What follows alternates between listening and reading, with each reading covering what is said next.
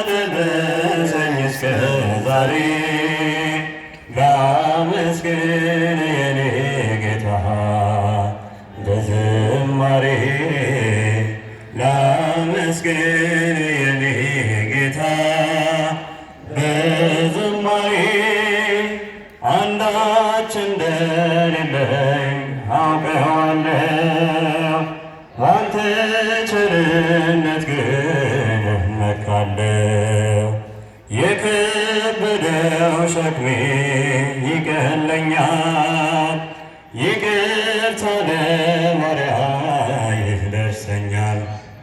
በመቅደስ ቆሜ ለመዘመር ሥራህን ለትውልድ ለመመስከር እኔ ማነኝ ብዬ አስባለሁ። አምላክ ቸርነትን አደንቃለሁ።